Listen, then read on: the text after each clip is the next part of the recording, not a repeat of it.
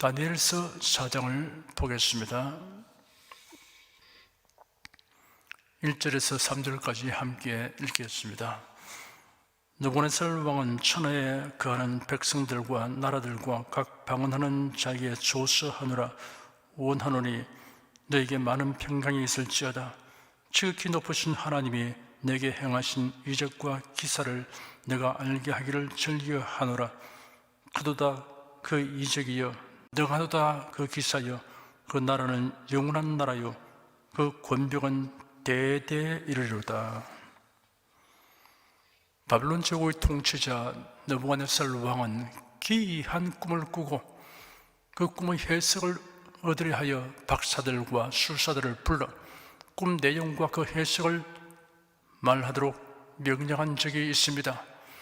왕의 요구대로 수행하지 못하면 모두 죽이라고 시위대에게 명령하였는데, 그런 상황에서 다니엘이 왕에게 나가서 꿈 내용과 그 해석을 말했습니다. 왕은 듣고 심히 감격하고 감탄에 마지 않았습니다. 다니엘은 왕에게 이런 말을 하였습니다. 왕의 물으신 바 은밀한 것은 박사나 술객이나 박수나 점장이가 능히 왕께 볼 수 없으되 오직 은밀한 것을 나타내실 자는 하늘에 계신 하나님이시라.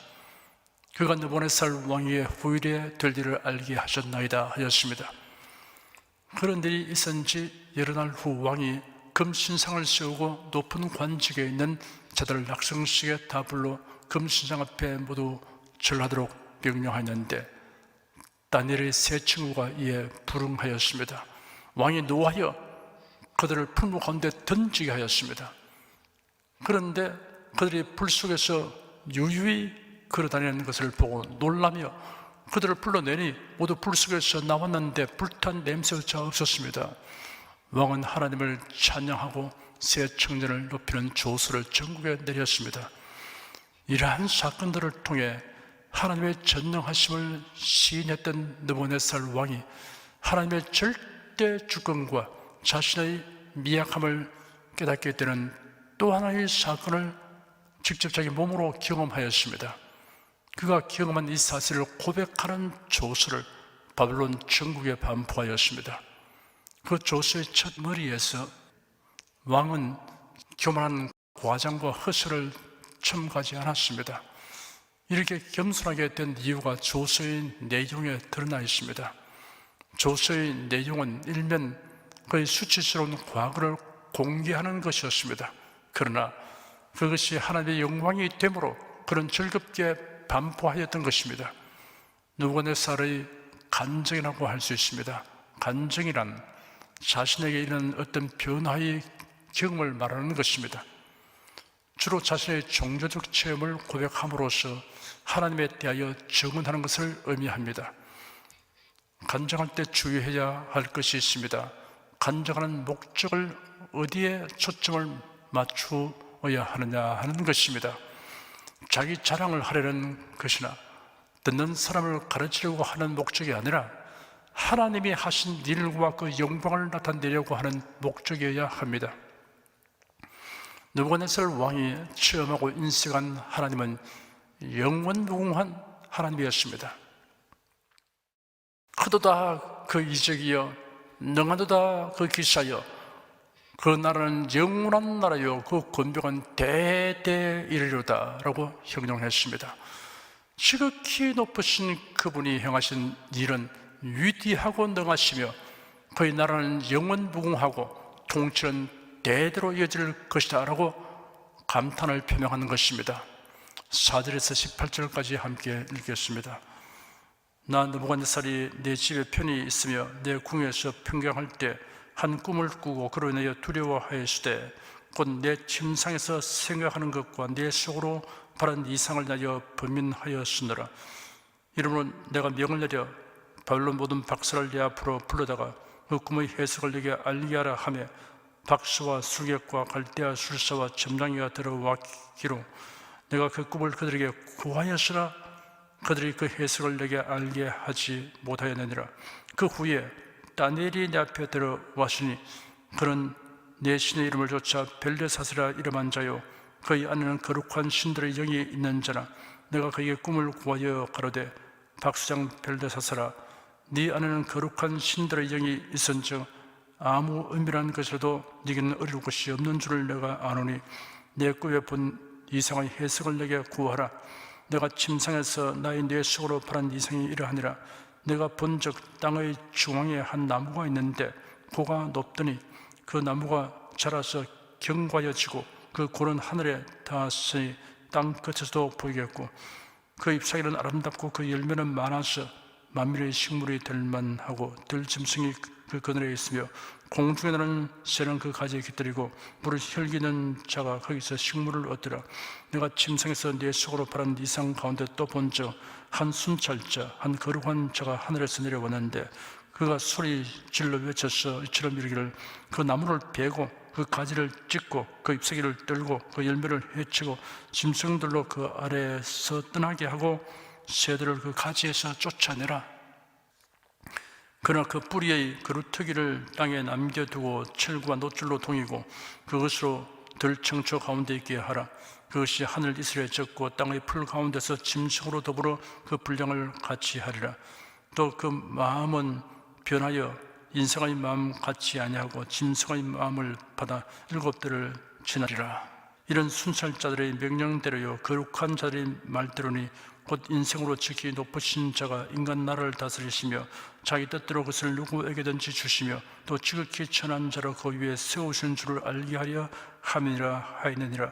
나 느부갓네살 왕이 이 꿈을 꾸었나니 너 벨드사사라, 그 해석을 밝히 말하라.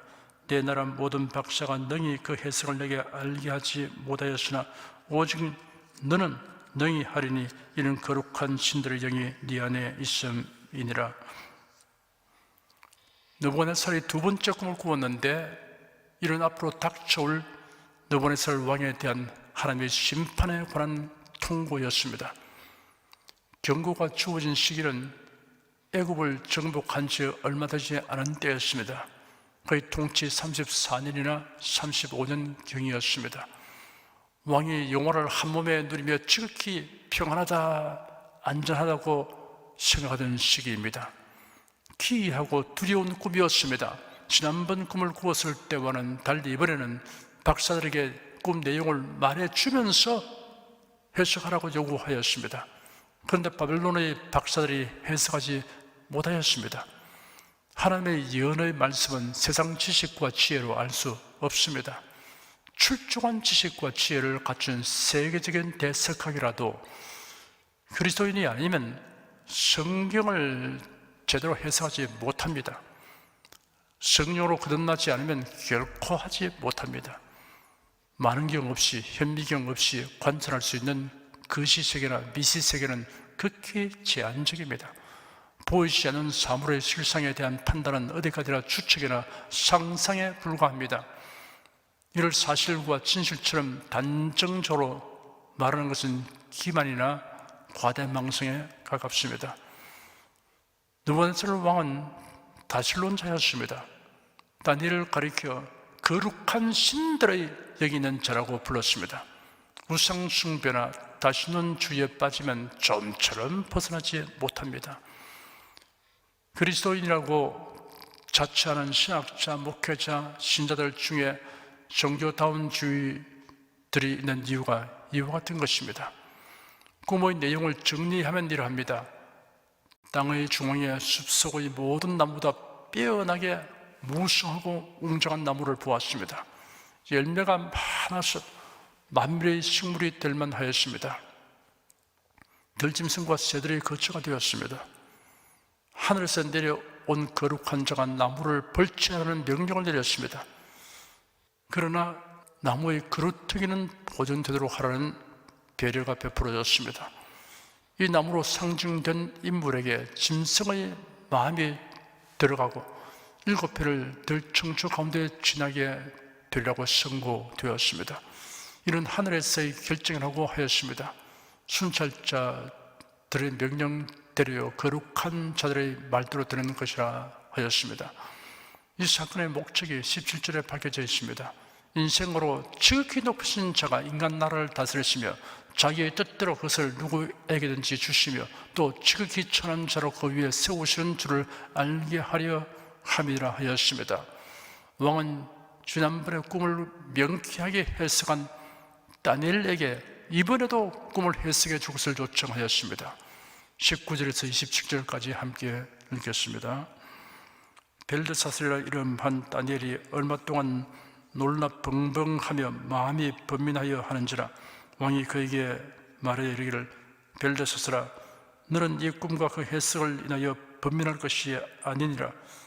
벨드사살이 대답하여 가로되 내 주여 그 꿈은 왕을 미워하는 자에게 응하기를 원하며 그 해석은 왕의 대적에게 응하기를 원하나이다. 왕의 보신 그 나무가 자라서 견고하여 지고 그 고는 하늘에 닿았으니 땅 끝에서도 보이겠고 그 잎사귀는 아름답고 그 열매는 많아서 만민의 식물이 될 만하고 들짐승은 그 아래에 가며 공중에 나는 새는 그 가지에 깃들이리라 하시오니 왕이여 이 나무는 곧 왕이시라. 이런 왕이 자라서 견고하여 지고 장대하사 하늘에 닿으시며 권세는 땅끝까지 미치심이니이다. 왕이 보신즉 한 순찰자 한 거룩한 자가 하늘에서 내려와서 이르기를 그 나무를 베고 멸하라. 그러나 그 뿌리의 그루터기는 땅에 남겨두고 철과 노줄로 동이고 그것을 들청처 가운데 있게 하라. 그것이 하늘 이슬에 젖고 또 들짐승으로 더불어 그 분량을 같이 하며 7대를 지니리라 하더라 하시오니 왕이여 그 해석은 이러하니이다. 곧 지극히 높으신 자의 명정하신 것이 내 주 왕에게 미칠 것이라. 왕이 사람에게서 쫓겨나서 들짐승과 함께 거하며 소처럼 풀을 먹으며 하늘 이슬에 젖을 것이요 이와 같이 7대를 지낼 것이라. 그때 지극히 높으신 자가 인간 나라를 다스리시며 자기의 뜻대로 그것을 누구에게든지 주시는 줄을 아시리이다. 또 그들이 그 나무 뿌리의 그루터기를 남겨두라 하였은즉 하나님이 다스리시는 줄을 왕이 깨달은 후에야 왕의 나라가 견고하리이다. 그런즉 왕이여 나의 가난한 것을 바라시고 공의를 행함으로 죄를 속하고 가난한 자를 긍휼히 여김으로 죄악을 속하소서. 그리하시면 왕의 평안함이 혹시 장구하리다 하였느니라. 다니엘은 왕의 꿈 이야기를 듣자 말자 경악하고 번민하였습니다. 왕이 바로 그 사람이기 때문이었습니다. 왕에게 그토록 큰 심판이 임한다는 데서 경악했습니다. 더욱이 그 사실을 왕에게 말해야 하므로 번민하게 되었습니다. 다니엘이 입을 열었습니다. 왕이여 이 나무는 곧 왕이시라 하였습니다. 바벨론은 당시 세계의 중앙에 있었습니다. 모든 이웃 나라를 정벌하고 그 위엄과 권세는 형력하였습니다. 그의 군대의 강성함과 나라의 번영은 비길 데 없었습니다. 많은 나라와 국민이 그의 통치하에서 보호받고 양식을 얻게 되었습니다. 다니엘은 이어서 말하기를 이 심판이 왕에게 미칠 것이라 하였습니다. 세상 나라와 권세의 번영은 세상 나무처럼 그 운명이 불확실한 것입니다. 그러나 여호와의 집에 심겨진 나무는 시들거나 벌목되지 않습니다. 시편 1편의 기록기를 복 있는 사람은 악인의 꾀를 쫓지 아니하며 죄인의 길에 서지 아니하며 오만한 자의 자리에 앉지 아니하고 오직 여호와의 율법을 즐거워하여 그 율법을 주야로 묵상하는 자로다. 저는 시냇가에 심은 나무가 시절을 쫓아 과실을 맺으며 그 잎사귀가 마르지 아니함 같으니 그 형사가 다 형통하리로다 하였습니다. 시편 92편에는 의인은 종려나무같이 번성하며 레바논의 백목같이 발육하리로다.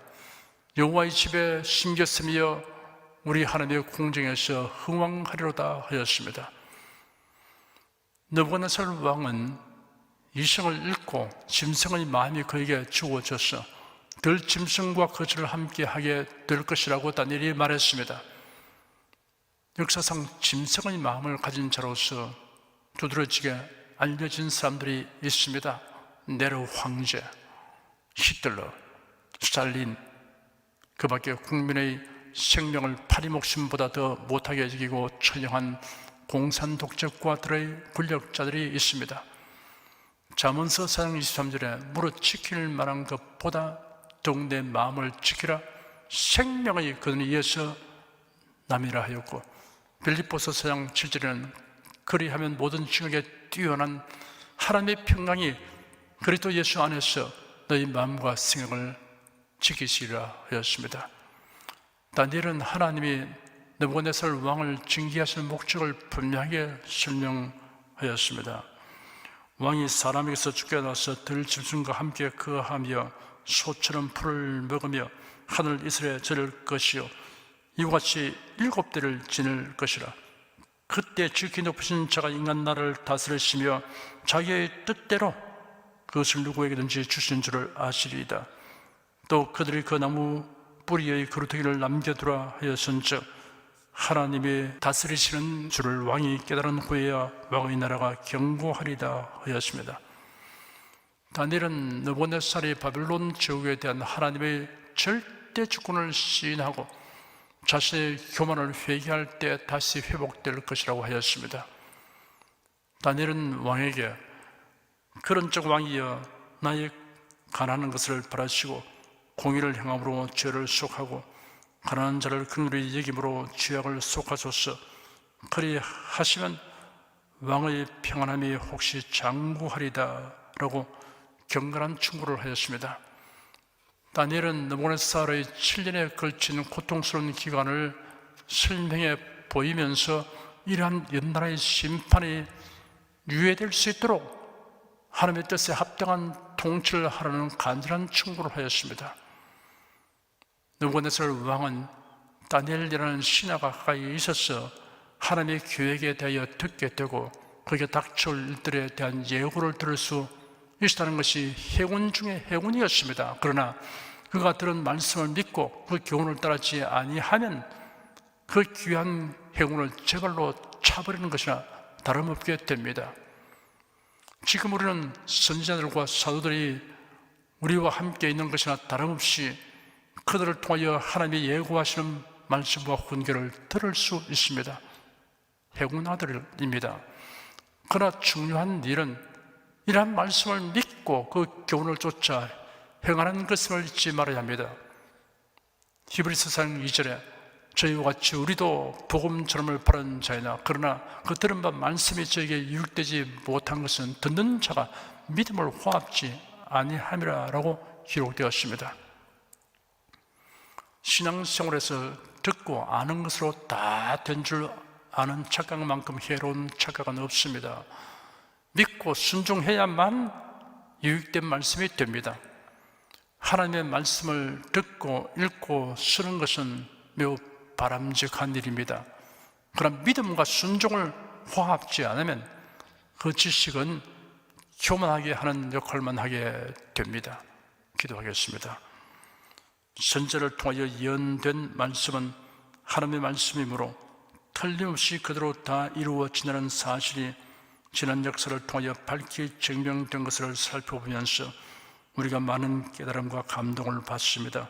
이러한 예언들에는 인류 역사의 종말에 이르기까지 일어날 일들이 포함된 다중 예언들에 있어서 우리가 더욱 경각심을 가지고 말씀을 상고합니다.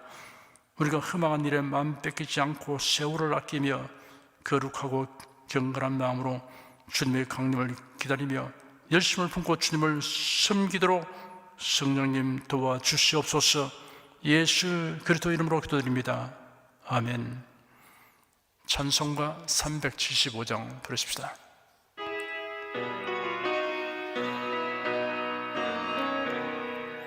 영광을 받으신 만유의 주여 우리가 명령을 좇으리다.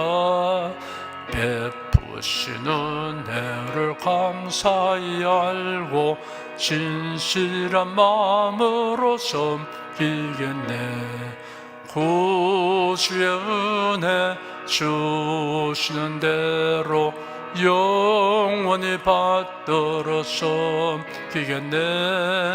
찬송하겠네 찬송하겠네. 생명을 주시는 구주로다. 구주를 높이고 잘 공경하여 온유한 마음으로 섬기리다. 주 예수 안에서 즐거워하며 충성을 다하여 섬기겠네. 구주의 은혜 주시는 대로 영원히 받들어 섬기겠네. 찬송하겠네, 찬송하겠네. 생명을 주시는 구주로다. 예수를 믿고서 늘 사랑하여 즐거운 마음으로 섬기리다. 온 마음을 드리고 순종한 후에 구주를 영원히 섬기겠네. 구주의 은혜 주신 대로 영원히 받들어 섬기겠네. 찬송하겠네, 찬송하겠네. 생명을 주시는 구주로다.